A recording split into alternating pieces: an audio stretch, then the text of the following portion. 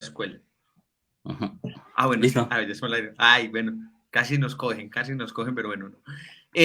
Hola, ¿cómo están pues? Muy buenas noches a todas las personas que se están uniendo, se van a empezar a unir a este Facebook Live, donde, bueno, donde ya venimos reflexionando, está la sección 22, si mal no recuerdo, donde venimos pues reflexionando un poco la obra y el pensamiento de Wolfgang Gigerich, y donde hemos reflexionado ciertos artículos, hemos tocado con el texto que arrancamos, que es la vida lógica del alma, y el primer capítulo que es la no admisión, la no entrada. Entonces arrancamos por ese, después tocamos el texto de la montaña resbaladiza, la resolución de los opuestos, si mal no me recuerdo ese es el subtítulo, y el tercer artículo que estuvimos tocando de su colección de volúmenes en el que está en el tomo 4, en el alma siempre piensa, la piedra que no es piedra.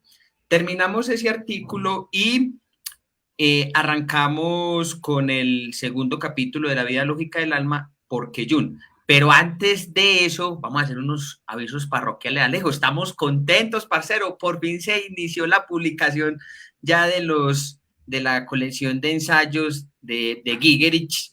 Ya se publicó el primero, que es, se me olvidó, sí, La violencia del alma.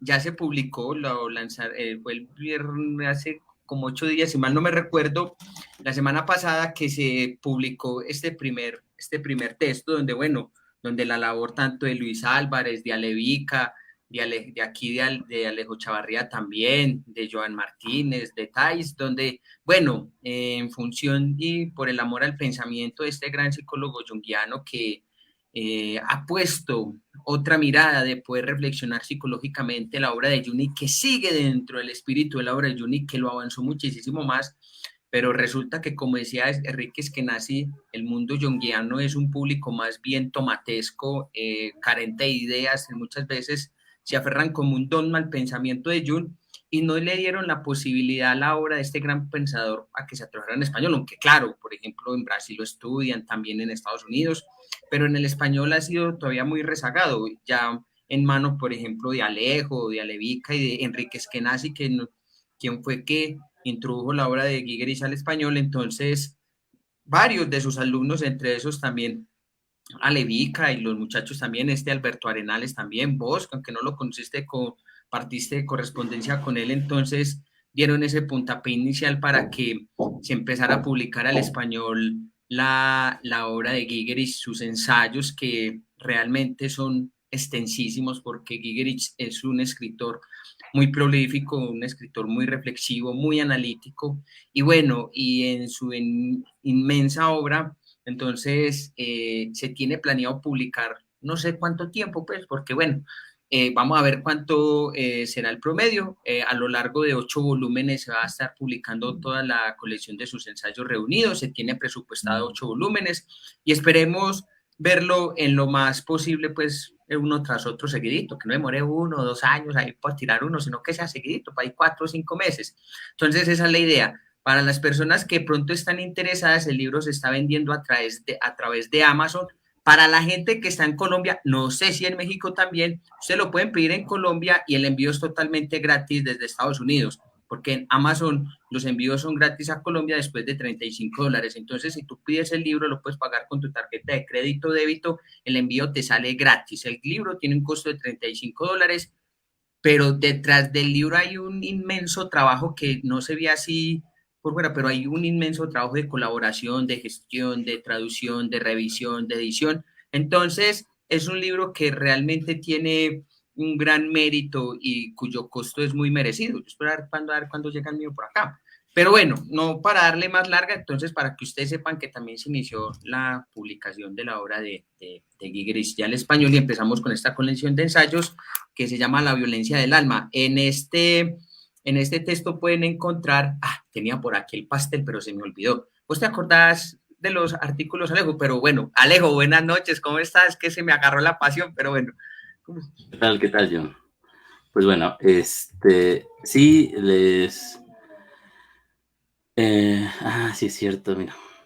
Sí, les compartimos, ¿no? Esa gran alegría. Estamos desde hace varios meses trabajando en ese proceso. Realmente es el proyecto de Ale Vica. O sea, Ale Vica es el iniciador y es el corazón de este proyecto de edición de no de las obras completas, sino de los artículos reunidos de Wolfgang Gehrig. Los libros, pues bueno, todavía no hay no hay un proyecto claro. Posiblemente en algún futuro podamos trabajar sobre ellos. Mi parte ha sido muy simple. Mi parte ha sido la revisión de los textos una vez ya traducidos. La traducción es de Luis Álvarez y de Ale Vica. Son quienes son más duchos en esta situación. O sea, a pesar, o sea, yo sé leer en inglés y lo leo en inglés, pero la traducción es otro proceso. O sea, la traducción que yo hago aquí tiene sus bemoles, pero la traducción que hace Alevica y Luis Álvarez pues es más profunda, más quisquillosa en ese sentido. Incluso los textos que están traducidos en la página de Alevica han sido revisados todavía la traducción difiere en muchos sentidos, es decir, está mejorada. Entonces, bueno, además de eso, sí, lo que dice Giger en la presentación de esa obra, pues es la necesidad o el gusto de tener en físico un libro que nos pueda adentrar en ese proceso que es el estudiar la obra de este gran autor. Entonces, bueno, ahí está la obra. Como dice John, son 8 volúmenes que están planeados. Posiblemente se eleven en algún momento, depende de las traducciones que hagamos. Yo por ahí tengo pendientes algunas traducciones que en otro momento seguramente Ale Vica refinará más. Y pues posiblemente aumenten el número de volúmenes o se inserten en los volúmenes ya existentes. Y por ahí tengo yo la dicha de prologar el tercer volumen, John, el que se refiere al Final ¿cómo del se llama? significado del nacimiento del hombre. Exactamente, trae ese ensayo y el de irrelevantificación, dos ensayos importantísimos. Entonces, a mí me quedan muy bien porque es un tema que me fascina, el que está llevando a cabo Giger. Y en este primer libro se reúnen 3 artículos también muy interesantes. Uno es el de matanzas, ¿sí? Es el artículo importantísimo para entender el nacimiento digamos, el desarrollo de la conciencia a nivel histórico. Otro es el sacrificio de Isaac. Ajá. También, también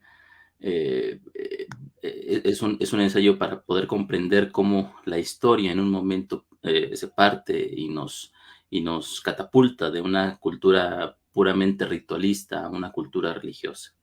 Y también está su ensayo sobre el ánimos, muy interesante. Ese ensayo sobre el ánimos es muy importante porque resignifica completamente el concepto de ánimos en Jung. Lo, lo, lo, lo vuelve a revisar, lo reconstruye y además ese ensayo es el resumen, podríamos decir, o bueno, la parte más importante, yo diría, de otro libro de Guigeri que se llama Animus Psicología o algo así, no recuerdo. Se Psicología del traduciría, ánimo, así se se traduciría traduciría como como psicología del ánimo. del ánimos, nada más que el problema es que el libro no está traducido al español, está directo del alemán, ni siquiera se ha traducido al inglés. Entonces, pues para los que no leemos en inglés, nos queda esa dicha de poder revisar la estructura de esta obra en ese ensayo específicamente. Muy bueno. Entonces, pues estos 3 libros tienen como connotación precisamente el concepto de la violencia en el alma.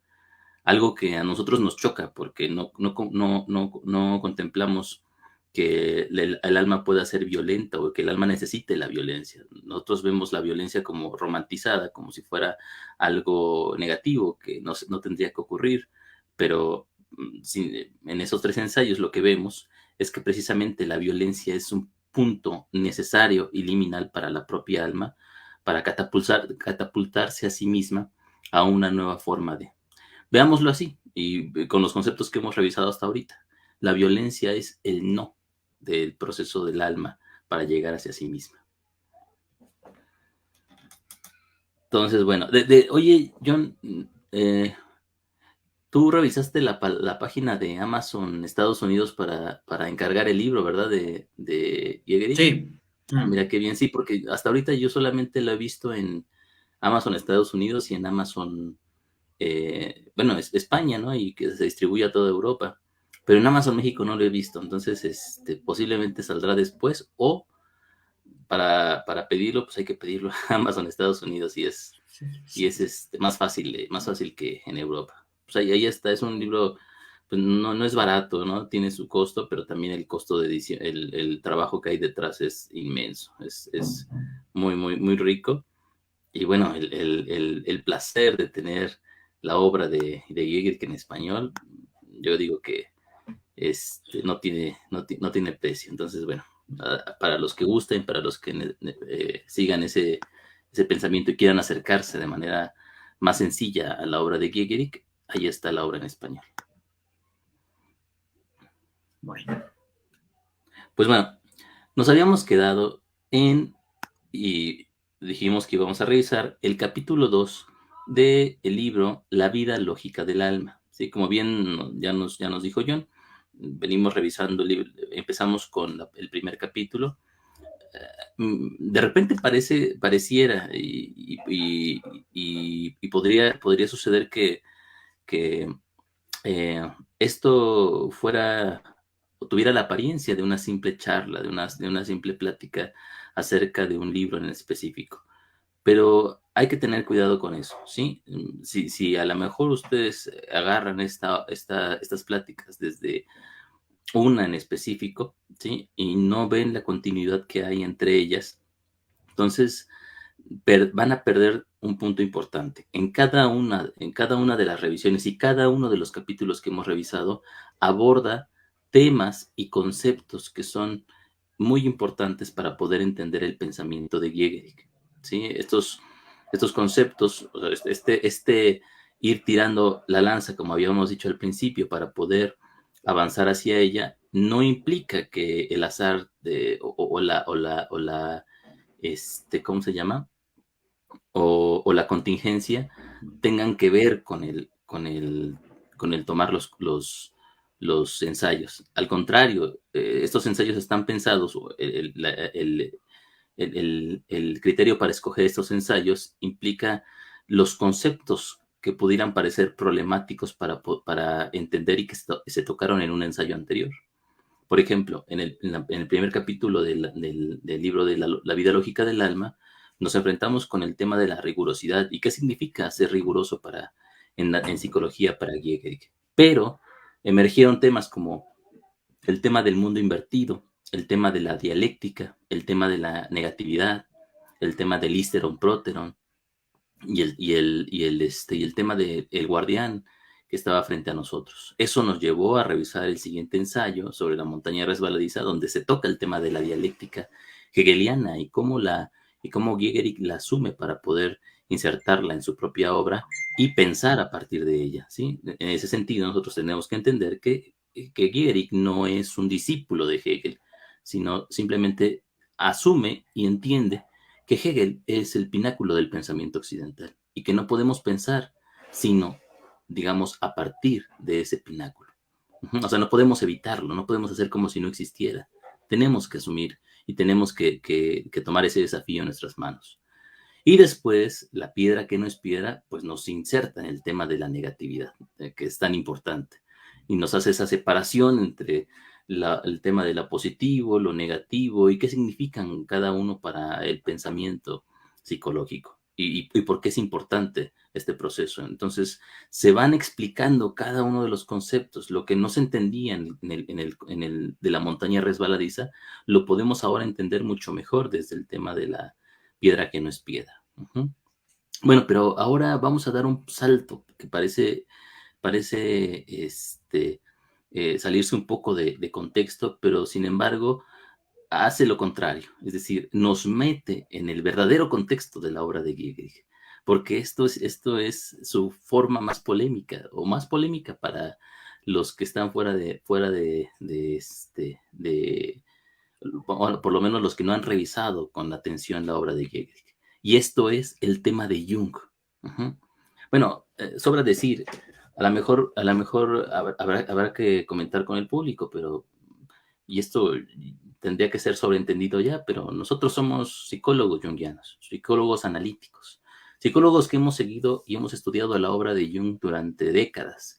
Y ese estudio nos ha llevado a otros autores que también han estudiado muchísimo, muchísimo tiempo a Jung y lo han pensado, como James Hillman, de quien hicimos toda una revisión de la obra de Reimaginar la Psicología. Wolfgang Giegerich, ¿sí? A su vez, también retoma la obra de Giegerich para pensarla, ¿sí? O sea, para Giegerich, la obra de Jung es la obra liminal en la psicología, la obra cumbre, el pensamiento más avanzado dentro de la psicología. Pero no podemos quedarnos ahí, sino que al contrario, tenemos que continuar pensando aquello que está latente en la obra de Jung y aquello que en Jung en algún punto no pudo pensarse suficientemente.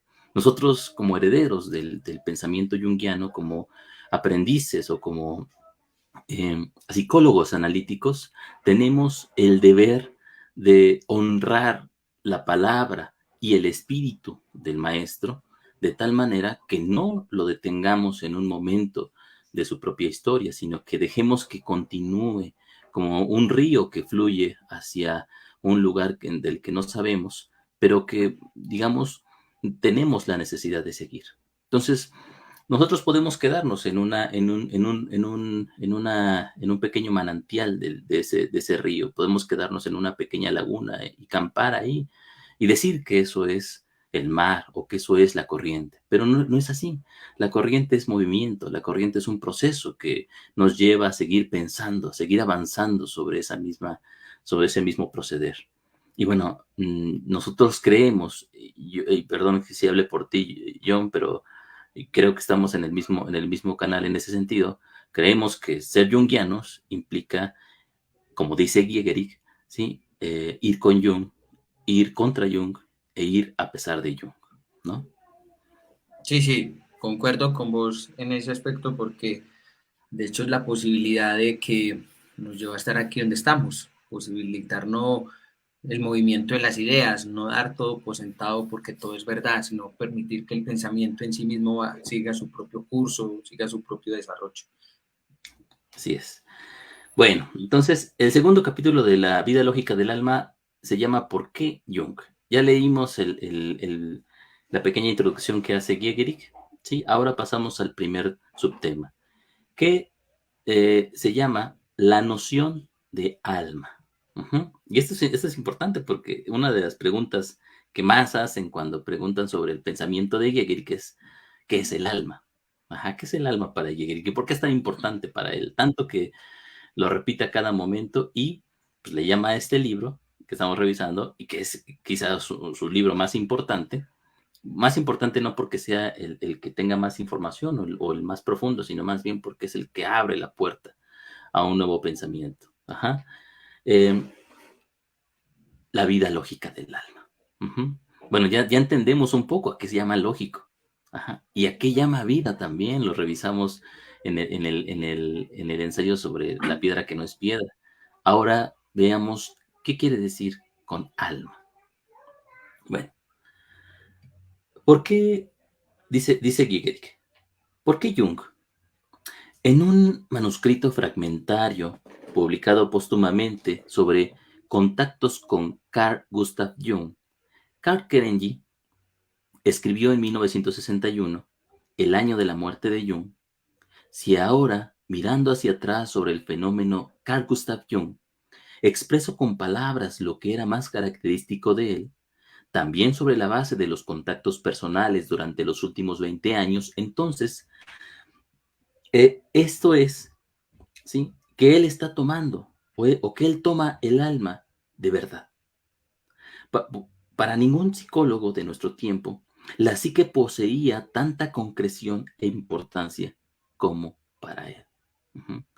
Karl Kerenyi es un pensador muy importante en el estudio de la historia de las religiones, tanto como Mircea Eliade, tanto como como Otto Rudolf, y obviamente sus obras son, eh, digamos, parte de la cultura general de todo psicólogo junguiano. Entonces, bueno, lo conocemos como tal, y esto es lo que decía Karl Kerenyi sobre Jung. Él es alguien que toma el alma como una verdad, como verdadera, ujú, como algo real. El alma es real para Jung.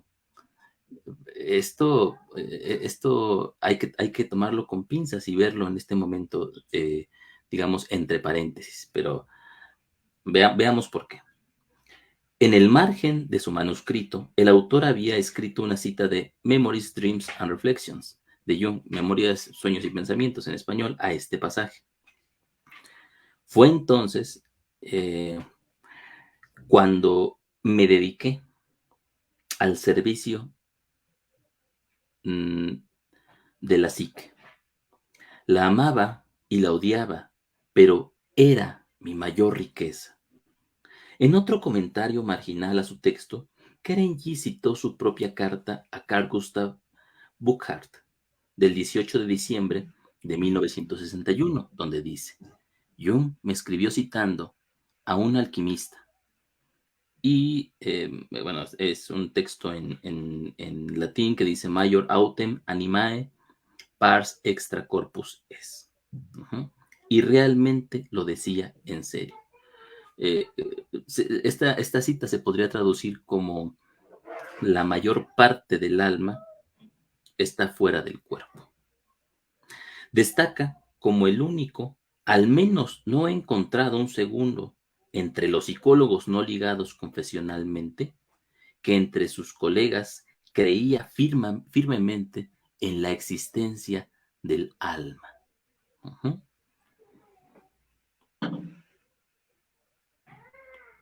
Ok. Entonces empezamos desde ese punto. Para, para Kerenyi, lo que distinguía a Jung de otros psicólogos es que él creía en el alma. Este creer en el alma es muy importante, ¿sí? Porque obviamente el creer en el alma de Jung no va a ser el mismo concepto que hay en Gehrig.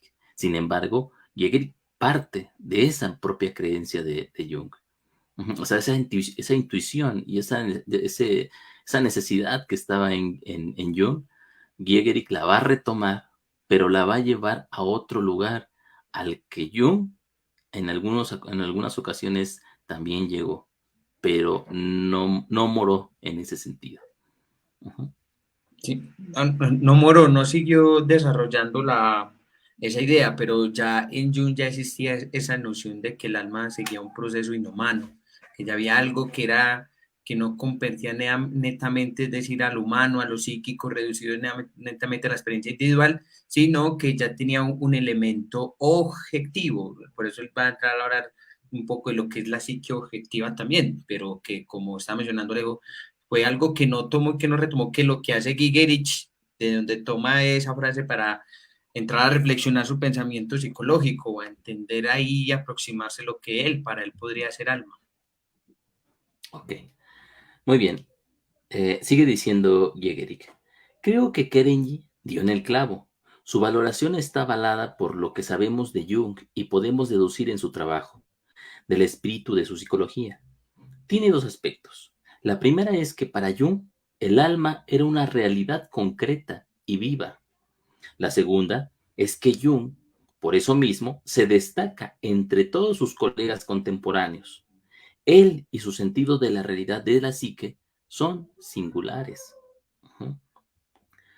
Eso quiere decir que en ningún psicólogo profundo hay un trato o hay un concepto del alma tal como lo hay en Jung. Y por eso Gehrig no puede partir de otro autor. Tiene que partir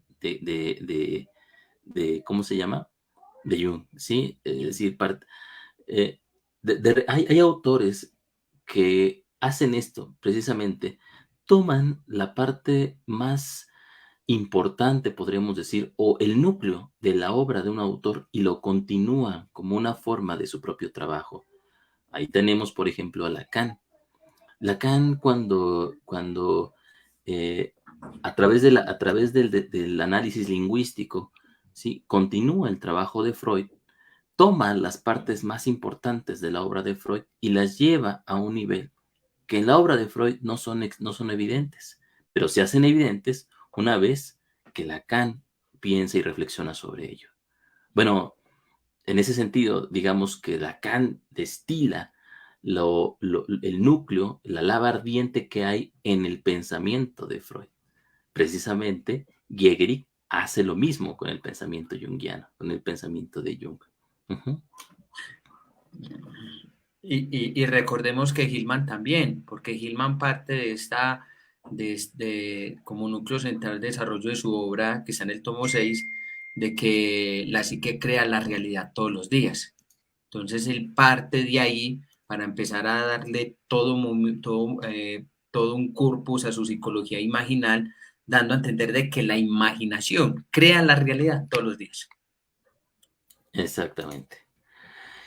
Sigue diciendo Gehrig. Por supuesto, para nosotros hoy, muchas décadas después de Jung, la realidad del alma se ha convertido en una frase común que se usa ampliamente y fácilmente, pero que se usa principalmente de tal manera que uno realmente no conecta un pensamiento con ella. Uno puede repetirlo sin pensarlo dos veces. Entonces, aquí tendremos que aportar el pensamiento que contiene esta idea, es decir, formular lo que básicamente significa e implica, aunque no puede ser tarea de este capítulo discutir esta idea en profundidad y en toda su amplitud. Uh-huh.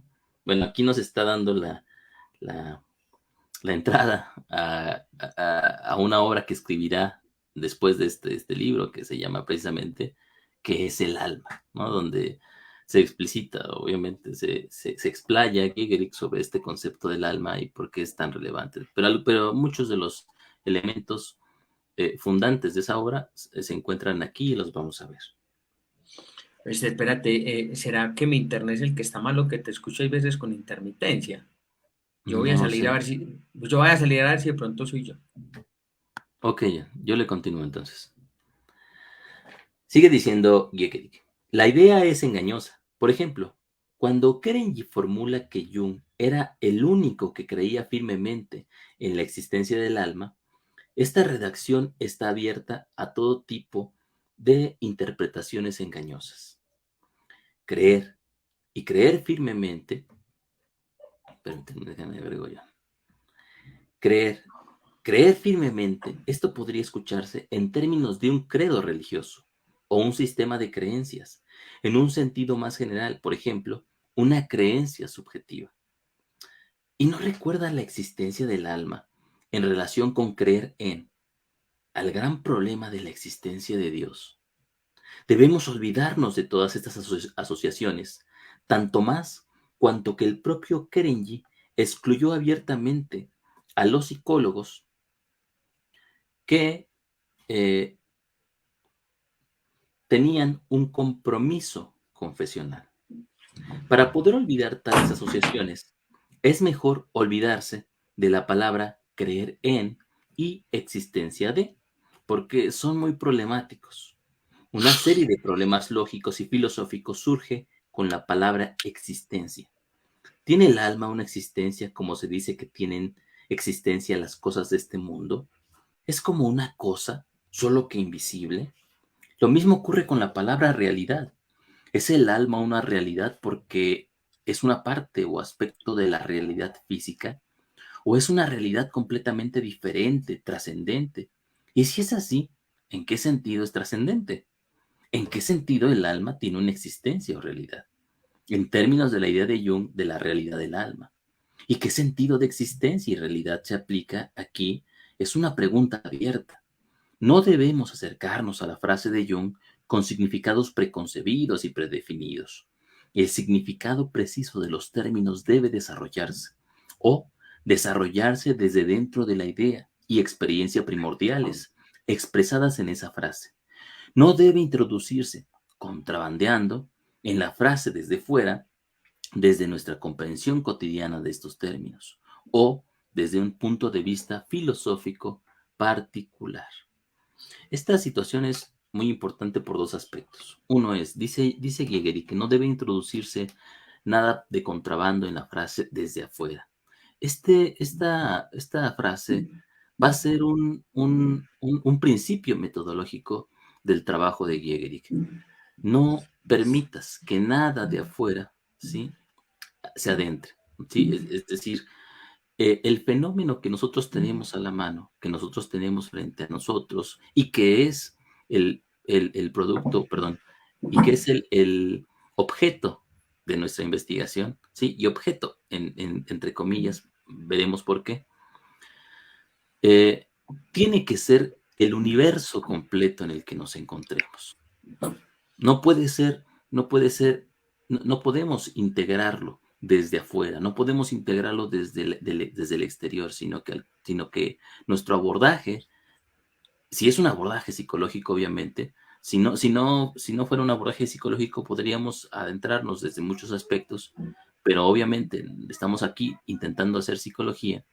Bueno, entonces el abordaje tiene que ser desde el mismo fenómeno, desde la propia lógica del fenómeno, desde el concepto que le va dando forma al fenómeno. Entonces, no permitamos que nada de afuera entre, sino que analicemos el concepto en sus propios términos.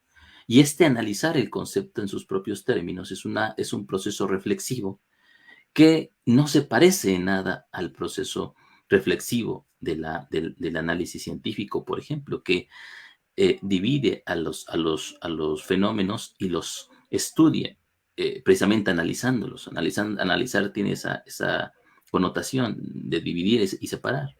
Pero este análisis es un análisis en donde el desmembramiento, ¿sí?, del que analiza, ¿sí?, perdón, del análisis, no es del fenómeno, sino al contrario, es el desmembramiento de quien analiza.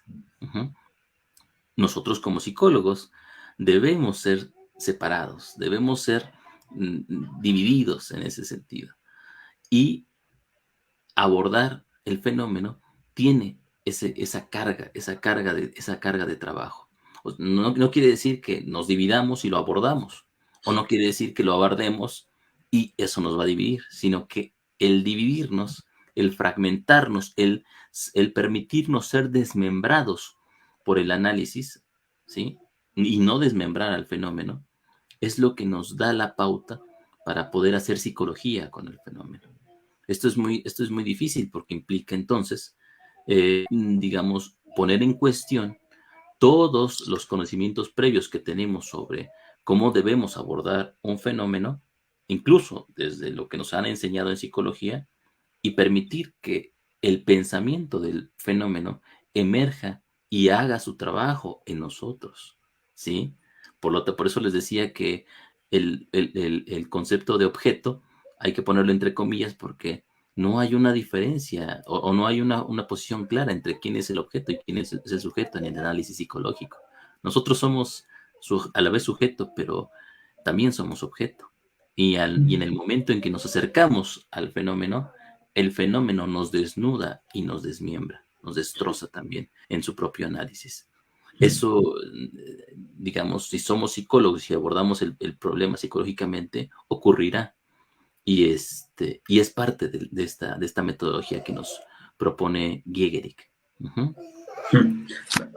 Va a decir, una vez conversando con Alevica, hay que tener mala memoria psicológica. Siempre ante el fenómeno olvidar lo que se sabía de los otros, sino atender el mismo fenómeno en sus propias contradicciones, en su propia forma de expresión, en su propia, va a decir Gigerich, en su propia calidad y mismidad.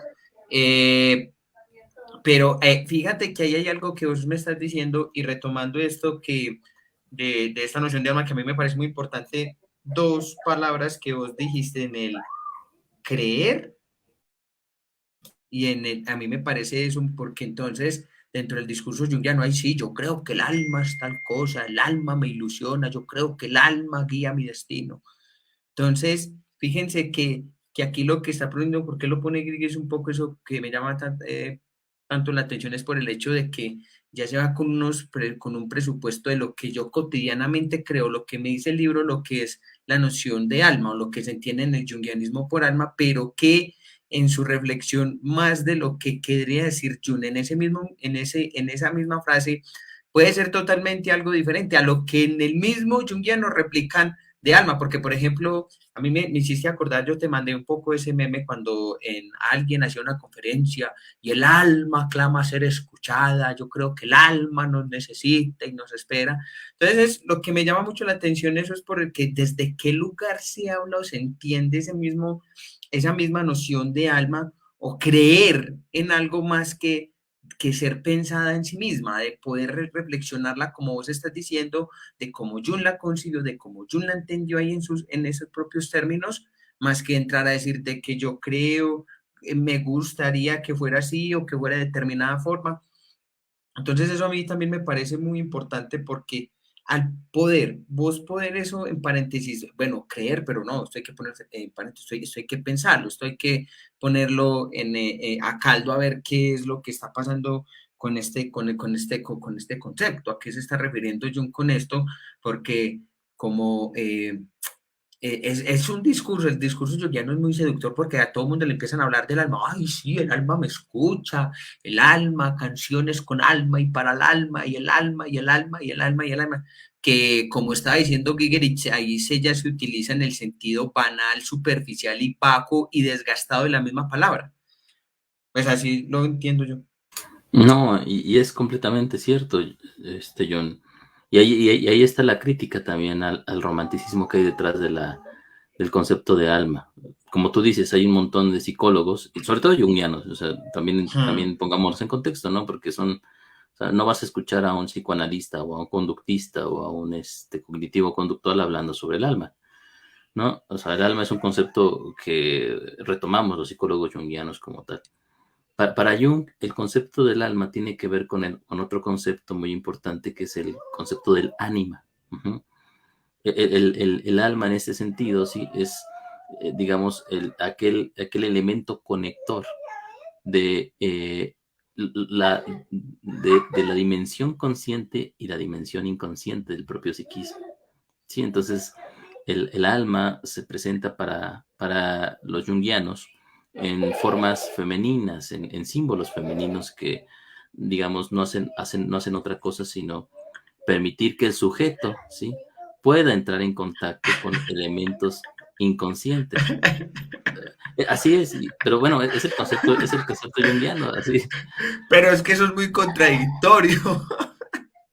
Ah, sí, sí, sí, sí. Y precisamente ese es el punto que critica Gehrig. Aunque si nosotros lo tomamos y vemos la tradición de la que parte Jung, Jung trabaja, o perdón, tiene bueno, gran parte de su pensamiento está asentado en el gnosticismo. Sí, el gnosticismo es esta corriente cristiana, digamos, alternativa, ¿no? O sea, el cristianismo no siempre ha sido una corriente, digamos, lineal. El cristianismo tiene muchas connotaciones místicas en algunos puntos que se separan del orden político, digamos, adecuado o el que ha sido consensuado por los concilios, por los diferentes concilios a través de la historia. Entonces, el gnosticismo era una rama del propio cristianismo que se asentaba dentro del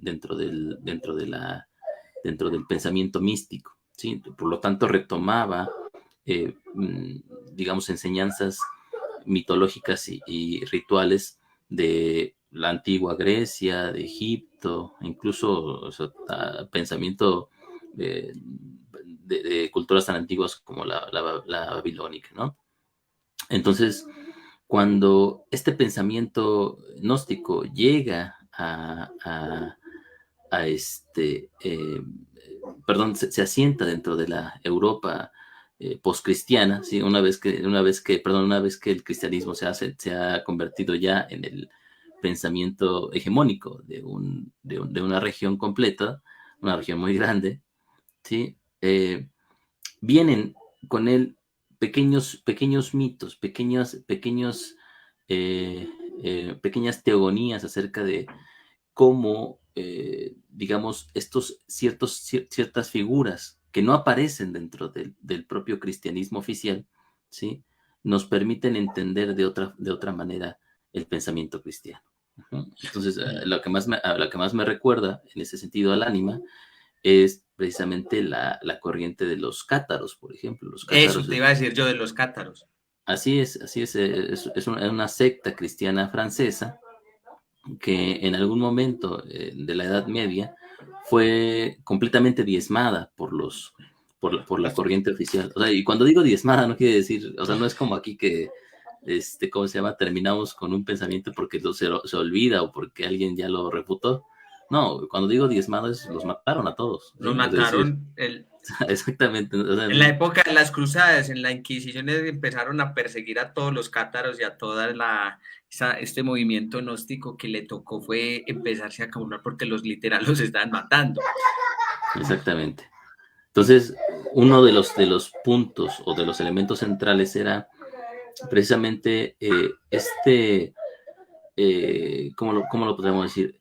Esta figura femenina que había dentro del pensamiento cátaro, que era la conexión del propio sujeto, sí, de la propia persona, con las figuras celestiales. ¿Sí? Las figuras celestiales, obvio, tenían muchas formas diferentes. Por ejemplo, había un dios, y esto lo toma directamente del gnosticismo, había un dios, y este dios tenía un nombre específico, era Abraxas. Abraxas en algún momento separa de su propia esencia a un conjunto de elementos, ¿sí? Estos elementos que podríamos llamar ahorita, no recuerdo si son ángeles, ¿no? Pero no recuerdo en qué categoría de ángeles se pueden ubicar. Van creando, ¿sí? A partir de sí mismos otros universos. Así hasta llegar hasta nuestro propio mundo, que es un mundo decadente, ¿sí? Ya es un mundo que carece casi de divinidad. Pero ese Dios manda a un Salvador, que es su hijo, ¿sí? Su nombre, sin más no recuerdo, era Cucualcán, más o menos era ese nombre, no recuerdo bien ahorita cuál es el nombre del Salvador en ese sentido. Y ese Salvador pasa a través de todos los mundos intacto y nos entrega la forma de poder llegar a, digamos, a la propia esencia de la creación, ¿sí?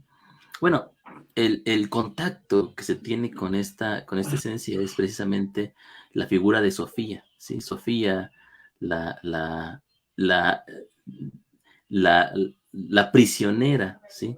De lo que podríamos denominar ahora Satanás, que es el príncipe de este mundo, que mantiene a ese elemento prisionero en la propia materialidad. Y el proceso para poder salir de ello es precisamente permitir que esa esencia que está prisionera en la materialidad emerge. Bueno, hay muchas formas. Esta es una visión particular, pero había muchas visiones en ese entonces, ¿no? Y podemos entender entonces por qué para Jung era muy importante la figura femenina. Pues bueno, tenía toda una tradición en donde lo femenino es, digamos, en algún punto, una, una figura que conecta al sujeto con la trascendencia. Entonces, o sea, Jung, heredero y estudioso de todos estos elementos, pues sabía que la figura femenina era muy importante. Y por lo tanto, para Jung, el ánima, ¿sí? Esta figura femenina, implicaba todos esos rasgos que estaban detrás de la historia del gnosticismo, de los cátaros, ¿cómo se llama? De los cruzados y de la literatura caballeresca. La literatura caballeresca es la forma sublimada de de este pensamiento gnóstico, ¿sí? De una forma que fuera escondida. O sea, no lo escondían a propósito, sino más bien después de tanta matanza, ¿sí? Ya nadie podía pensar en eso. Entonces, el pensamiento que no se podía pensar se emergía a través de la literatura caballeresca. Por eso en la literatura caballeresca hay un caballero, ¿sí? Y hay una princesa, una dama, una reina, sí, que está en el castillo y que representa la máxima cúspide del caballero, y el caballero nunca la toca, el caballero nunca hace el amor con ella, Ah, no. nunca la convierte en su esposa, porque esa mujer es una representación de Sofía, de un ideal Sí. que está ahí presente. Ah, no, así que gracias. Si uno no la puede tocar, entonces para que en el castillo encerrada.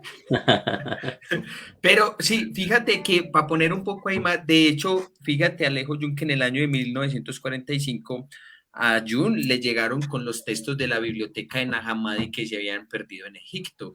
Todos los tres textos de toda la biblioteca de Nag Hammadi, todos los textos gnósticos, él los tuvo y él los estudió. De hecho, la misma estudio, de la misma noción de este estudio del arquetipo del sí mismo y todo que él lo plantea, sea en función dentro de las tradiciones tanto alquímicas, pero también gnósticas, en función de esos textos gnósticos que él había estudiado, que le habían traído desde la que habían recuperado de la biblioteca de Nag Hammadi. Exactamente, entonces sí. Bueno, y ahí podríamos decir otras cosas, ¿no? Incluso Sí, ahí para, nos para podemos los que, quedar. para los que piensan que el libro rojo de Jung es una El, invención del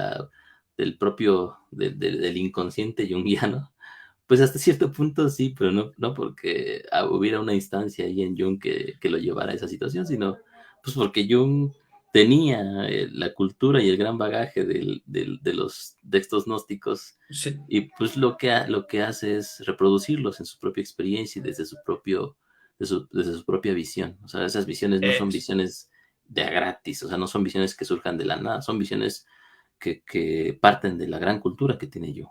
sí, porque él había leído, para el libro rojo había releído la Divina Comedia, le había leído otros textos, comparación cuando empezó a escribir el libro rojo, no fue casi como la gran invención o como dicen muchos, el corazón de toda su obra, lo cual más es cerrado porque realmente el libro rojo lo que cuenta es toda esa experiencia, esa confrontación, que yo lo voy a decir más gilmanianamente que sustancialmente, que él tuvo atendiendo a esas personificaciones, que le daba vida, los considera como un sujeto propio de su realidad psicológica de una forma imaginal. Ese fue todo el despliegue de su trabajo que él hizo, atendiendo las personificaciones que se le imponían, les daba forma, las organizaba, dejaban que se expresaran. Hasta ahí era todo un trabajo imaginal para mí.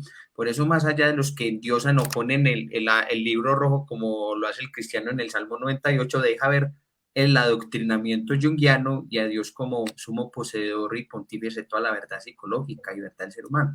Aquí, por ejemplo, le criticaba yo a alguien un gran escritor que se llama Peter Kisley, que es muy bueno, pero pretende saber más de la obra de Jung que el Jung mismo. Y empezaba a reflexionar como en todo este texto de Catalfá, que también toda esta relación de la escritura del libro rojo de Jung, que empieza a ser como toda novelesca, como a contar todas unas instancias ahí que proféticas, porque mismo lo dice, proféticas en relación a lo que fue la constitución de su libro rojo, sin darle como lo que fue en lugar, que fue a toda la experiencia psicológica, imaginal, de las personificaciones que le tocó atender Ujú. y que veía a través de ellas.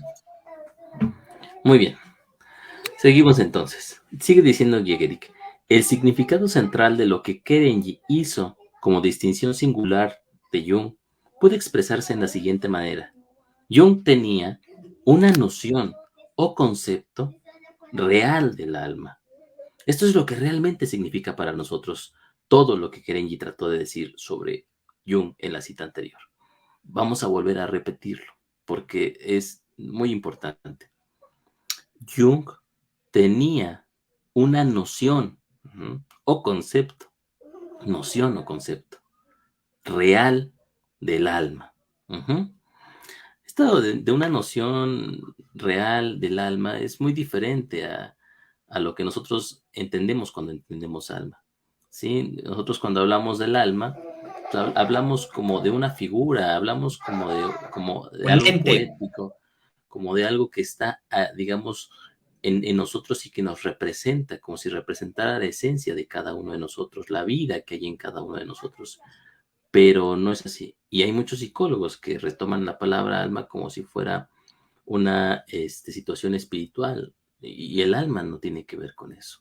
Entonces, hay que olvidar hay que olvidar lo que sabemos acerca del alma, ¿sí? Sí, Para poder entender lo que está diciendo Giegerich. Si nosotros sí, retomamos el concepto del alma tal como lo entendemos desde el sentido común, lo vamos a sobreponer sobre lo que está diciendo Giegerich y lo vamos a entender desde ahí. Y eso constituirá una limitante bastante fuerte, muy importante en nosotros para poder entender el pensamiento de Giegerich. sí, Porque obviamente el pensamiento de Giegerich retoma el concepto del alma desde su dimensión lógica, desde la dimensión conceptual. No está hablando del ánima, perdón, del alma como una entidad.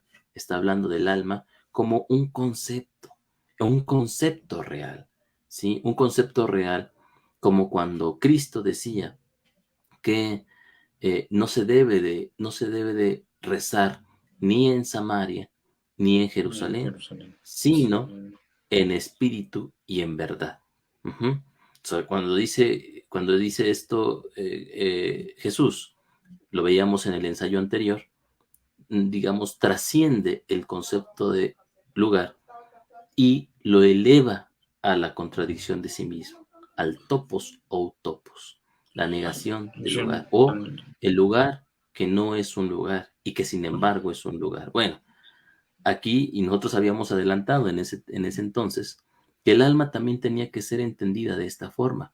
El alma, sí, es, digamos, en su sentido conceptual, la negación de su propia forma imaginar. Entonces, el alma es, podríamos decirlo así, de forma vaga y tratando de entenderlo, que el alma es el alma que no es el alma, ¿sí? O el Sí, alma es, pero al final el alma es precisamente el epítome de la negatividad, del concepto de negatividad, lo que veíamos nosotros en el otro punto. Y, y podemos ir adelantando esto también porque lo vamos a ver un poco más adelante, eh, que está al mismo nivel, ¿sí? Ante el concepto de vida, que el concepto de vida ante el concepto de cosa material, ¿sí? Recuerden ustedes, la vida es la revolución, la revuelta de la propia materialidad hacia sí misma. Bueno, el alma es la revuelta, ¿sí? La transgresión de la propia vida sobre sí misma. Ujú.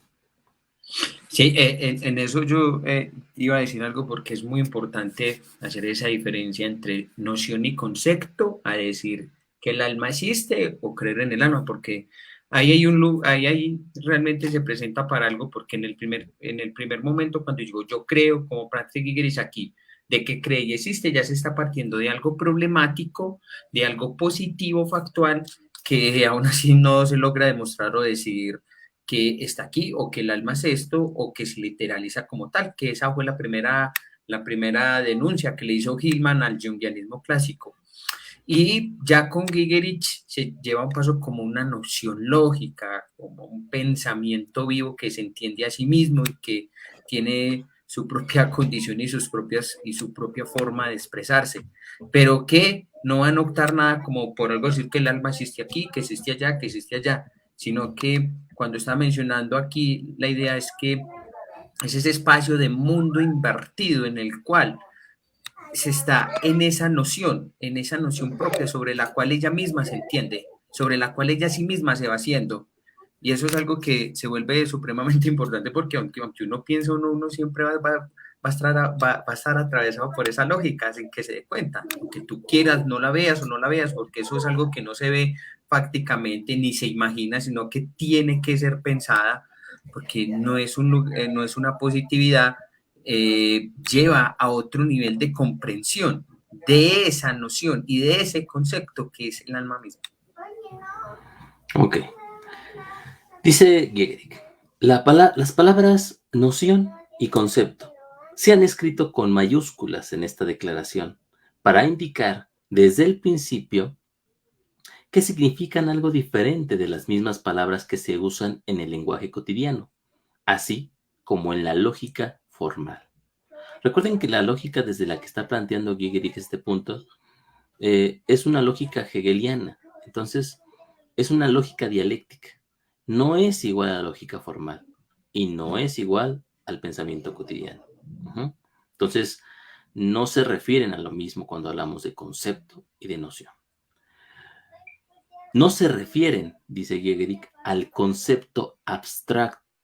Cuando nosotros pensamos en un concepto, pensamos en algo fuera de la propia realidad, alejada de la realidad. Cuando decimos que algo es muy teórico, lo que tenemos en mente es que eso no es aplicable al mundo de Sí. lo práctico y al mundo de lo real. Lo que nos está diciendo aquí Giegerick es, no se refieren al concepto abstracto. Y ahí podemos empezar nosotros a entender que el concepto entonces no es un concepto abstracto. Lo vimos en el ensayo pasado. Es un concepto real. Sí. Y tenemos que recordar entonces nosotros la diferenciación que hace Giegerick entre el concepto abstracto y el concepto real. ¿Sí? Sí. Ahí podríamos hasta incluso cuando se habla, por ejemplo, en el junguianismo, se habla del alma en un sentido abstracto, abstracto. Y para mí, y en Gigerich alma se habla del alma en lo real, del concepto en lo real. Entonces, porque es algo que está ahí, que está concretizado, que es corpóreo, yo eso lo dije en el encuentro pasado, pero que aún así tiene dentro de eso una lógica interna, un pensamiento que está ahí enredado, enmarañado. Uh-huh. Ok. Vamos a poner entre paréntesis eso de que es corpóreo, ¿eh? Porque no, para nada es corpóreo. Al contrario. No, espere, venga, espere. Cuando digo corpóreo, es que, o sea, se encarna, porque eso no va, no divaga. Es a Ah, eso a ok, lo que me está refiero. encarnado. Perdón, está encarnado. Perdóname Tienes que de pronto razón. fue que me enredé, pero Sí, está encarnado. así es, tienes razón. Si hay una diferencia en esa situación, como Sí, la sí, sí. lo tallón.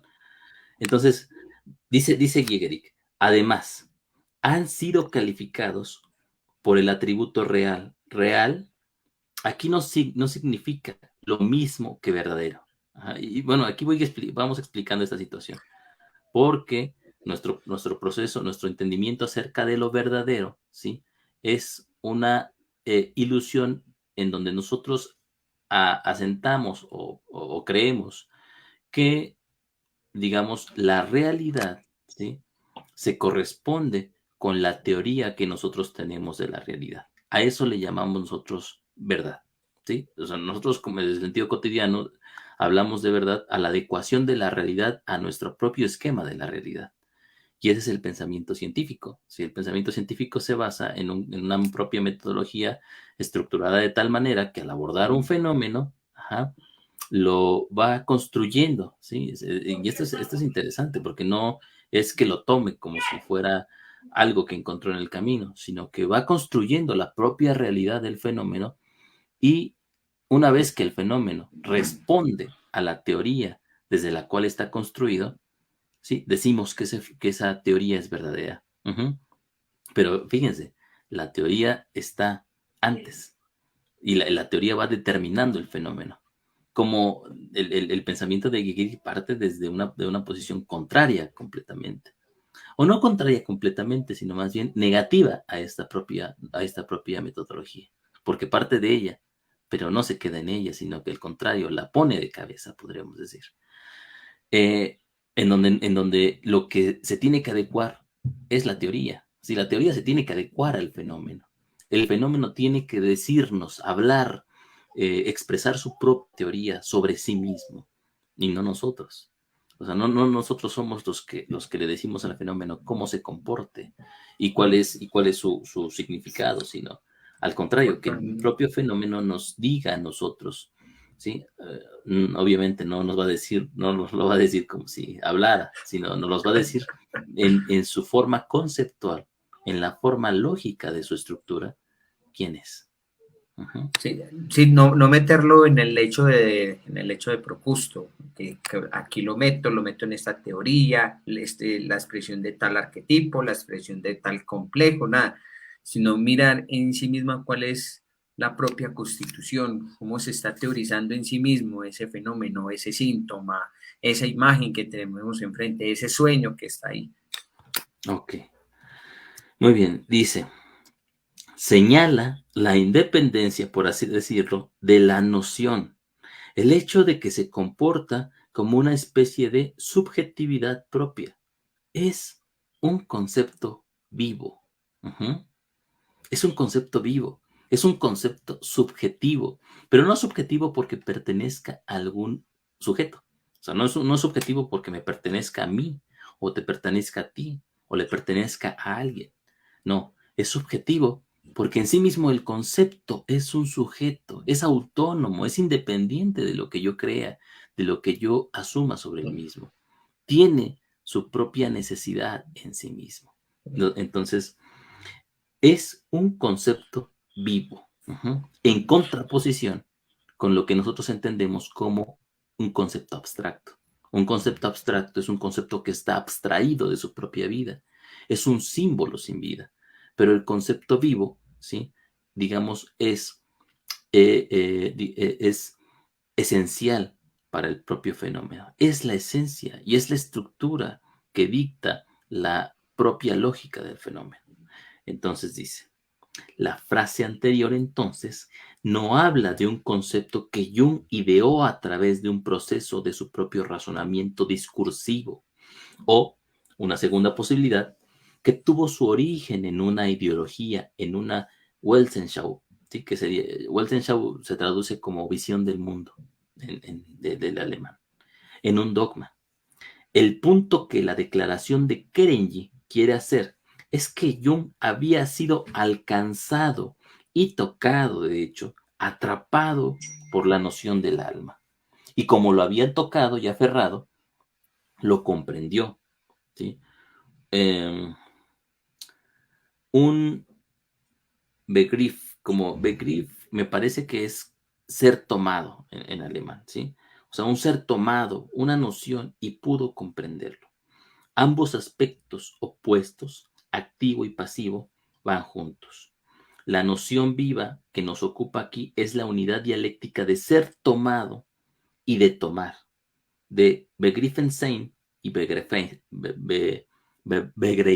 ¿sí? Bueno, ya obviamente los que saben alemán nos corregirán Sí, eso. sí. Se reirán mucho de mi pronunciación. Pero Ah, lo que bueno, no he escuchado en el mío. pero ese es el punto. Entonces, Jung, y aquí vamos a ponerle, vamos a abrir un paréntesis en este sentido. Entonces, lo que está diciendo es, Jung no tenía un concepto del alma, ¿sí? O sea, no es que Jung haya creado una conceptualización del alma y la haya ido construyendo poco a poco. No, ¿sí? Porque esto sería un concepto abstracto, un concepto que uno toma para poder entender algo desde la propia idiosincrasia, desde la historia personal y toda esa situación, desde lo que llamaba yo en la ecuación personal. No, ese concepto abstracto no aparece ahí. O bueno, en Jung sí aparece en algunos puntos, pero lo que nos importa aquí es lo que para Jung era el concepto vivo del alma. Y esta conceptualización, este concepto vivo implica que el alma para Jung era un proceso autónomo. Ujú. Y que Jung mismo estaba tomado por ese concepto. O sea, no es que Jung lo hubiera elegido, hubiera dicho, me gusta mucho ese concepto, bueno, voy a seguirlo, ¿no? Voy a hablar sobre él. No. Jung tenía como si fuera una sed profunda en su propia existencia, que ser, que construir y que expresar la propia noción de alma en su obra. ¿Sí? Su obra no es otra cosa sino la eh, personificación, la encarnación del concepto del alma, ¿sí? Por el cual Jung fue tomado. Por lo tanto, Jung se vuelve un vaso, ¿sí? Obviamente un vaso muy importante en la expresión de ese mismo concepto. Ujú. Y bueno, ahí podemos empezar a entender entonces qué es lo que Hegel define como el alma en lo real y, perdón, el concepto real y el concepto abstracto. Sí, el concepto abstracto son todos esos conceptos que utilizamos nosotros para poder definir la realidad y los cuales, y sobre los cuales no pensamos. Pero un concepto vivo nos tiene atrapados a nosotros. Sí. No nos deja, incluso no podemos pensarlo de manera adecuada. Es decir, se nos impone, cae sobre nosotros, es el Dios que nos habla y que construye nuestra propia existencia. Pero obviamente este Dios no es un Dios como las personificaciones metafísicas de las antiguas culturas, sino es una estructura conceptual, una noción Sí. que va atravesando nuestras vidas. Hillman lo llamaba o se acercaba a él en su obra El Código del Alma, ¿sí? Lo llamaba la bellota Daimon. o el daimon. Ujú. Sí. Voy a decir a mis conceptos que estar buscando las vías tan aburridoras. Ay, Dios mío. Muy Sí, bien. porque fíjate que para argumentarte algo que vos estabas diciendo, que me parece muy importante, es que nosotros pensamos, o sea, que cuando nosotros hablamos, por ejemplo, en psicología de depresión, de ansiedad, de patologías, de sueños, se hace en abstracto. Lo hago es a partir de eso que yo creo, que pienso, que me gusta, que va así. Pero no se toma el concepto en lo real mismo de ese síntoma, de ese sueño, de ese acting now, de esa repetición constante con la que llega el consultante que lo tiene agarrado y el que va a saber que lo tiene agarrado, pero no puede dejar de hacer eso. Entonces, la diferencia es ver el concepto en lo real ahí, sí mismo, enmarañado, encarnado, como está diciendo, y otra cosa es que yo con conceptos abstractos crea que esto significa una cosa o que esto es esto, que esto es lo uno, esto es lo otro. Eso a mí lo bueno que me gusta de Gigerich, que a mí me agarró es que lo aterriza uno y lo aploma y yo, no tiene nada más. Ese es lo que está enfrente. Y esa es una gran diferencia porque mientras que en el junguianismo clásico, ojo, ya dan por sentado que el alma clama ser escuchada, que el alma me busca, que el alma me quiere encontrar, que el alma me habla en seres diminutos, una cosa a la otra, se está hablando en abstracto. A ver, ¿dónde está tal cosa como el alma? En otra cosa es yo decir, en tener un fenómeno enfrente, un concepto en lo real ahí, expresándose en sí mismo, ya mostrando algo. Porque primero está, ahí está positivizado, es decir, se muestra semánticamente. Ahí está, en tanto ya se empieza a hacer ese trabajo muchísimo más ya reflexivo de mostrar cuál es decir, qué muestra, cómo se teoriza eso sí mismo. Muy bien. Ok. Sigue diciendo Giegerich. Al haber sido atrapado por la noción, Jung ciertamente también fue lo que dijo sobre Freud. Recordemos nosotros que Jung había dicho que Freud había sido tomado por el concepto de la sexualidad. Sí, para Jung, Freud fue un poseso del concepto de la sexualidad y lo desarrolló así en su propia vida. Esto nos remite mucho a lo que Heidegger decía sobre los pensadores, en qué significa pensar, ¿sí? Este libro tan importante de Heidegger. Él dice que los pensadores están atravesados por un concepto que tienen que seguir, que tienen que continuar y que van desarrollando a pesar de ellos mismos. Entonces, nosotros tenemos que estar o tratar de estar a la altura como pensadores de aquel concepto que nos está atravesado. Y no decidimos nosotros, exactamente, no decidimos nosotros por qué concepto estamos atravesados. El concepto nos toma como si de manera autónoma y trabaja sobre nosotros en esta situación. Obviamente no todos están atravesados por un concepto, solamente algunos cuantos pueden hacerlo. Y bueno, esos son los que van determinando el pensamiento, ¿sí? de la cultura y de la historia de la misma. Entonces dice, pero su ser tomado no debe confundirse con un estado agudo de profunda emoción. Uh-huh. O sea, no es como este subidón o este estar, o este sentirse como elevado o tocar Extasiado, extasiado por lo eufórico, luminoso, toda esa situación. No, eso es pura emocionalidad y es una emocionalidad muy tonta. Sí, sin muy paja tonta. su mental. Sí, exactamente, porque se queda en un proceso primitivo de la propia estructura de pensamiento, ¿sí? O sea, primitivo no porque sea tonto, no porque sea vago, perdón, no porque sea menor, sino más bien primitivo porque inicia ahí, pero no podemos quedarnos en el inicio. La emoción es el puente, la emoción y el sentimiento son puentes hacia el pensamiento. O sea, si nos quedamos solamente en la emoción, lo que hacemos es no permitir que la noción que está implícita en la propia emoción emerja. Y la necesidad de la propia emoción es que emerja el pensamiento que está latente en sí mismo. Entonces, por eso estas psicologías que se quedan en la pura emoción, y los decíamos, John, ¿no? O sea, muchos lo podemos reconocer en esas Sí. conferencias en donde todos se sienten transformados o se sienten que han cambiado porque escucharon ideas muy importantes y ahora su visión del mundo es completamente distinta y le agradecen al interlocutor o le agradecen al conferencista diciéndole cuánto sintieron. ¿Ah? Y creen que sentir es el objetivo o es la moneda de la transformación. Ajá. Pero nosotros como psicoterapeutas, John, sabemos que cuando la emoción surge en el paciente, ¿sí? Mm, mm, surge como muchas veces como un factor transferencial que pide en el propio paciente que nos detengamos, ¿sí? No avances más, nos dice el proceso. No avance, nos dice el paciente más bien, no avances más, mira cómo ya me siento aliviado, mira cómo ya me siento mejor, o cómo ya estoy sintiendo cosas. Ajá. Obviamente hay pacientes en donde es necesario el sentir o el dar el salto al proceso de la emoción, ¿sí? Porque, digamos, no hay un contacto a veces. Pero este contacto no es un contacto nada más puramente emocional, sino es un contacto, no hay un contacto intelectual con la emoción. O sea, no hay un reconocimiento consciente de lo que se siente.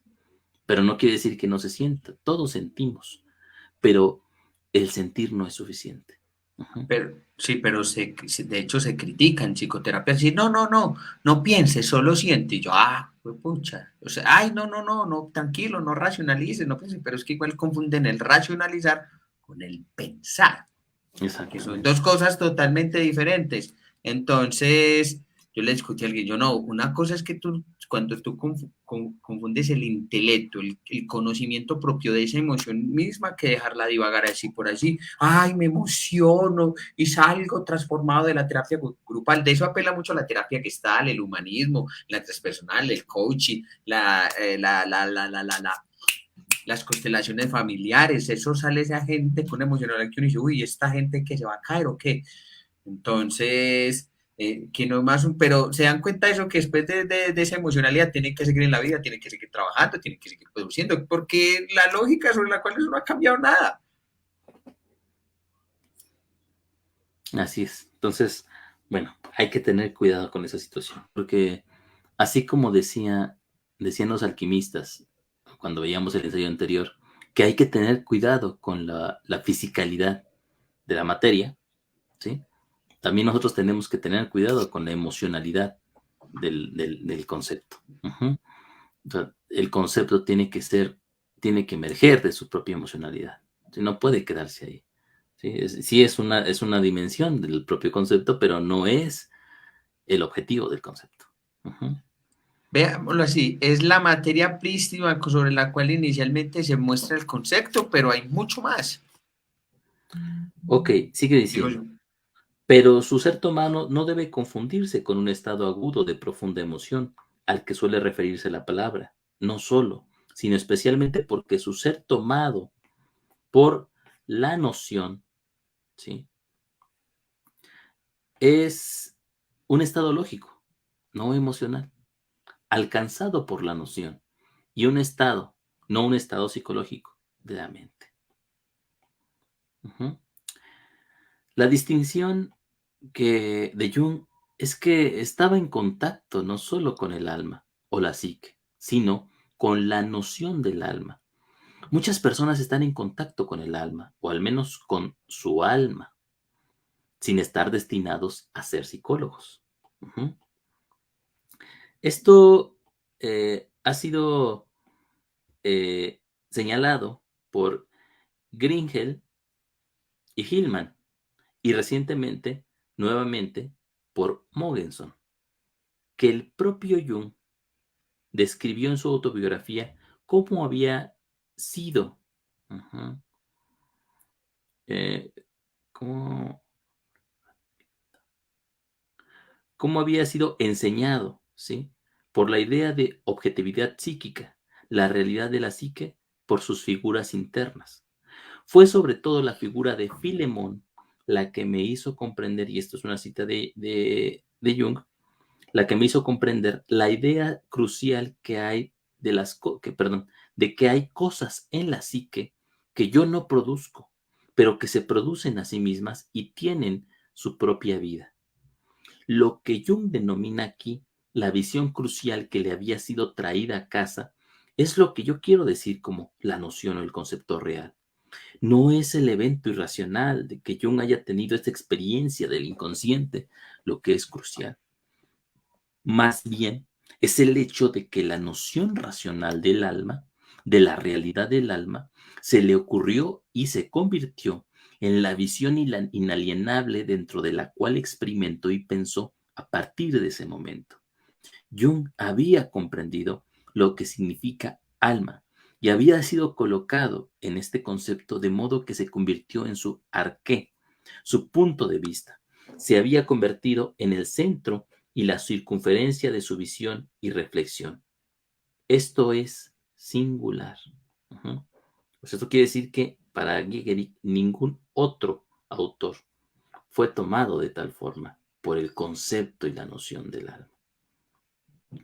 Sigue diciendo, se pueden ver las ventajas de mi formulación por lo que es característico de Jung sobre lo que le dio Kerenyi. En primer lugar, no prejuzga la experiencia a la que se refiere al incluir palabras como creer, realidad o existencia, palabras que están cargadas de significados ajenos a la experiencia. Otro aspecto es aún más importante. Kerenyi habló de que Jung se tomaba el alma de verdad, de que creía en la existencia real del alma. Aquí siempre tenemos una división entre un acto y acto o actitud subjetiva de la mente y la realidad objetiva que se supone que está atestiguada por esta actitud, pero que está mucho más relativizada porque se demuestra que depende de la propia toma por consideración subjetiva. El hecho de que Jung creyera en la realidad del alma no es más que un dato histórico y biográfico, pero no tiene ningún significado teórico. No tiene el estatus de un argumento, al igual que el hecho de que muchos miembros de la Iglesia creen en la existencia de Dios y los ateos no. Si Jung toma algo de verdad, eh, ¿qué tiene? O sea, ¿qué hay con eso? Hay gente que se toma los ovnis y los marcianos de verdad.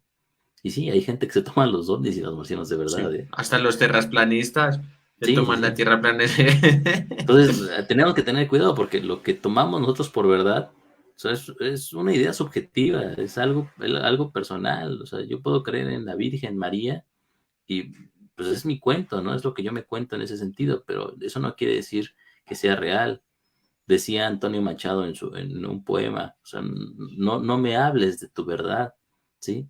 Háblame de la verdad, ¿no? Sí, O sea, eso lo nosotros, contaba, es que nací a él también le en gustaba psicología mucho. y verdad. Sí, Sí, que él apenas decía es que, no, que él sí iba donde el médico y yo, entonces a que lo curara. Entonces, mira, no, yo voy si yo voy a un oncólogo y me va a dar la cura para el cáncer, entonces si le va a decir que es la verdad de él, dice, no, guárdatela. Yo no quiero tu verdad, yo quiero es la verdad. O sea, la verdad que esto sí va a funcionar, tu verdad de que si te tomas estas 5 pastillitas, es verdad que te curas, o estos ungüentos, es verdad que te curan. No, la verdad como tal, que así, la tuya personal, guárdatela. así es. Dice, si Jung toma algo de verdad, ¿qué hay con eso? Hay gente que toma los ovnis y los marcianos de verdad. A menos que Jung ya haya sido aceptado como autoridad, sus creencias u opiniones subjetivas no comprometen a nadie más. Pero incluso si la realidad de la psique es aceptada sobre la base de su autoridad, esta idea, por esa misma razón, tampoco tiene importancia teórica, ¿sí? O sea, no es importante que Jung lo haya dicho. Hay muchos jungianos que viven bajo la idea de que lo que dijo Jung es real y que lo que Y dijo es Jung es una verdad. es una iniciación Mm. y que sus fuentes son trascendentes y que no podemos discutir esta situación. Pero no, lo que está diciendo Gehrig aquí es que lo que nos importa y lo que nos debe importar es aquello que creía en Jung. Ajá. Es decir, aquello que era el núcleo o lo que se movía detrás de lo que Jung creía. Ujú. Entonces Jung podía creer en el alma, pero eso no es importante. Lo importante es que la noción de alma fuera operativa en el pensamiento de Jung. Ujú. Eso es lo que a nosotros nos importa o nos debería importar como jungianos, aunque no siempre es así. Que no, pero si lo que les importa es lo que quería Jung en sus viajes, una cosa y la otra, pero no en esa noción que atravesaba Jung, que es muy diferente. Nunca se me va a olvidar de una profesora que decía que Jung tenía ideas jungianas y yo, qué berraco. Sigue diciendo Gehrig. Sin embargo, al decir que Jung tenía un concepto real del alma, hemos cambiado nuestra afirmación sobre cuál era la distinción de Jung de una afirmación o confesión subjetiva a una afirmación teórica. Y nosotros eh, también eh, hemos sido liberados por la idea de la realidad del alma, del estigma que inevitablemente cargaba, de una cuestión o de una fe o de una idea metafísica supersticiosa, y le hemos otorgado la dignidad de ser teórica en sí misma. Como tal, es subjetivo, objetiva. Ujú. Esto ahí también pongan la atención, ¿sí? Porque para Gehrig entonces los conceptos no son conceptos objetivos o conceptos subjetivos, son a la vez objetivos Objetivos. y subjetivos. La noción no es una cuestión de fe Es- eh, subjetiva. Sí, que iba a ser una aclaración de lo que vos estás diciendo ahí. Objetivo en tanto que se impone y subjetivo en que tiene una característica y una particularidad totalmente en cómo se expresa. Ok. La noción no es una cuestión de fe subjetiva, en la medida en que las nociones pueden potencialmente ser concebidas por cualquier mente humana. No son propiedad privada de nadie, son, en cuanto nociones, universales, ¿sí? Esta parte es importante porque es a lo que se refiere Gehrig con objetividad. Objetividad quiere decir universal, es decir, la noción es objetiva porque es así para todos. Ujú. Porque, como bien decía yo, estamos todos tomados por esa noción, está impuesta en nuestras propias vidas. Entonces, pero por otro lado, la noción del alma no hipostasía em, lo que es la noción de sí misma. No implica la afirmación de que existe una entidad mística llamada alma en algún lugar allí afuera, ¿sí? O sea, el alma no es una esencia, el alma no es un calor, el alma no es un espíritu que sale del cuerpo. O Un sea, el ente. alma, sí, esta trascendencia, John, se parece mucho a lo que cuando veíamos en el ensayo pasado, otra vez recordamos esa parábola de la samaritana, ¿sí? La samaritana decía, ¿dónde rezamos? ¿Rezamos en Samaria o rezamos en Jerusalén? ¿Sí? Entonces, cuando nosotros decimos el alma, si hablamos del alma como un espíritu, como un hálito que sale de nosotros y que nos otorga vida o y que cuando nos deja morimos, uh-huh, estamos hablando de una sustancia puramente metafísica que pertenece a una posición histórica ya sobrepasada por la posición en la que nos encontramos ahorita. ¿Sí? Es una posición mitológica, ritualista. No. Pero tampoco, ¿sí? Tiene que ver con el concepto psicológico, ¿sí? Del alma como una categoría psíquica, ¿sí? O como un factor psíquico. Uh-huh. O sea, el alma como mi alma, como aquello que me determina personalmente, como la propia interioridad de cada uno de nosotros y la profundidad subjetiva, tampoco, ¿sí? Eso equivale a hacernos la pregunta, Es como si nosotros fuéramos la samaritana. ¿Dónde rezamos? ¿Dónde está el alma? ¿El alma está en la metafísica o el alma está en el psicologismo? Lo que diría aquí una especie de Jesús sería ni en la metafísica ni en la estructura psíquica. El alma está en espíritu y en verdad. Es decir, el alma es la negación de esos conceptos. Entonces, o sea, no hay gran diferencia entre que nosotros hablemos del alma como si fuera una mujer, la imagen de una mujer mística, y el que digamos que el alma es la estructura psíquica del sujeto, o que el alma parte de la estructura psíquica del sujeto. Estamos diciendo lo mismo, estamos hablando del topos, pero de lo que necesitamos hablar nosotros es el topos o utopos, ¿sí? De la negación del lugar. Entonces, por eso yo les decía hace rato que el alma, en este sentido, la podemos entender como el alma que no es un alma, ¿sí? Pero que precisamente por no ser un alma, es el alma. Entonces, el concepto es lo que tiene que ver con este sentido. Entonces, dice, la noción no es una cuestión de fe subjetiva, en la medida en que las nociones pueden potencialmente ser concebidas por cualquier mente humana, no son propiedad privada de nadie, no en cuanto a nociones, son universales. Pero, por otro lado, la noción de alma no hipostasia lo que es la noción, no implica la afirmación de que existe una entidad mística llamada alma en algún lugar allá afuera, ni un factor biológico llamado psique en nosotros, o un factor de comunicación interpersonal.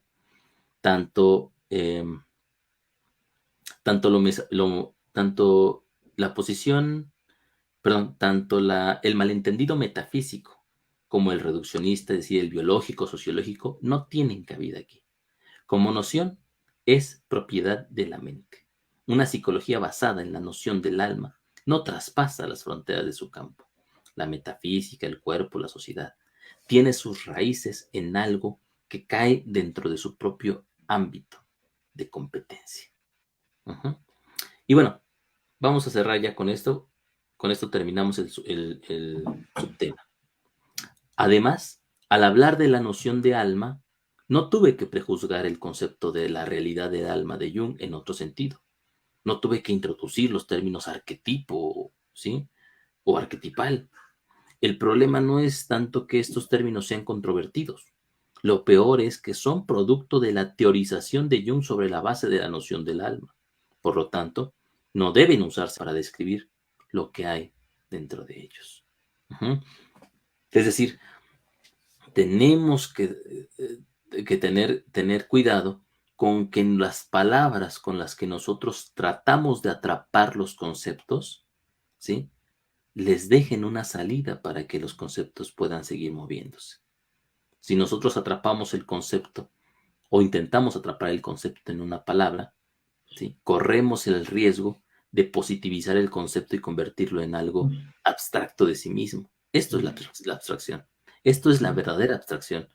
No el pensamiento, no la noción que se impone de forma universal y autónoma, sino la abstracción es precisamente el acto de tomar ese concepto y convertirlo en una positividad, en algo reificado, en algo que pretendemos que no tiene movimiento y que siempre es así. El inconsciente, los arquetipos o el concepto de alma, a veces en yo, tenían este mismo problema, ¿sí? Y ánima y ánimos. Se convertían en procesos reificados, positivizados. Literalizados, diría Gilman. Muy bien, así es. ¿Algo más, John? Bueno, no, me quedó supremamente también claro esa parte porque venía muy en consonancia también lo que venía pensando mucho, si es que prácticamente dentro de la retórica junguiana y su discurso tautológico, el pensar de manera tan abstracta y literalizada y también de esta postura tan nominalista ante lo que es la realidad psicológica lleva a impostar, a encerrar, a mantener amarrado los conceptos y el movimiento propio del alma en lo que en sí misma es. Eso también me llama mucho la atención lo que ellos dicen, nosotros no literalizamos, nosotros condenamos eso, pero son más literalistas que un berraco también y muy positivistas. Entonces, esa parte de Gigerich ahí me parece supremamente clara con eso, porque entonces muestra algo ya que ya nosotros lo hemos mencionado y que ya lo venimos trabajando, o sea, que el alma no es algo ni que se pueda ver en elementos interpersonales, algo personal, ni en lo sociológico, ni en lo biológico, nada, sino que es una noción, o sea, noción lógica, pensamiento vivo, en tanto que se va haciendo a sí mismo, o sea, que en tanto que está en espíritu y verdad. Perfecto, muy bien, yo. Pues Pero con eso, siempre aclaro con eso, la metáfora la utilizo espíritu y verdad solamente es como metáfora, no es que estamos diciendo aquí que es verdad espíritu, sino que es una metáfora. habrá que entenderlos con el tiempo, porque Sí, sí, sí. acuérdense, en algún punto Jäger, que es un pensador de la verdad, ¿sí? O sea, no elude la verdad, al contrario, pero Eso. tenemos que entender en este proceso. Y ya con el concepto de alma que nosotros hemos ido desgajando, Mm. podemos entender un poco más a qué significa, qué podría Sí, significar la verdad en ¿verdad? Jägerich, ¿sí? Y el espíritu. Si la verdad no es un proceso de adecuación del fenómeno a la teoría, ¿sí? ¿Será que la verdad es un proceso de adecuación del fenómeno a sí mismo? Lo veremos. Ahora veremos. Bueno, muchísimas gracias a todas las personas que nos acompañaron. Recuerden pues que si quieren apoyar el proyecto, lo tenemos ahí en Patreon. Recuerden que hay 3 niveles, uno de $5, otro de 15 y otro de 25. No se les olvide tampoco si también quieren apoyar el proyecto editorial también de Ale, pueden comprar el libro en Amazon. La gente que está en Colombia, el libro cuesta $35 y el envío es totalmente gratis. Entonces, muchísimas gracias. Nos vemos dentro de 8 días, donde vamos a seguir con el subtema. A ver cómo es que traduce esta vuelta. El Ay, pensador. exactamente. Entonces, nos vemos dentro de 8 días. Que tengan pues una excelente noche, que descansen y que estén muy bien. Buenas Chao. noches, hasta luego. Chao, pues gracias.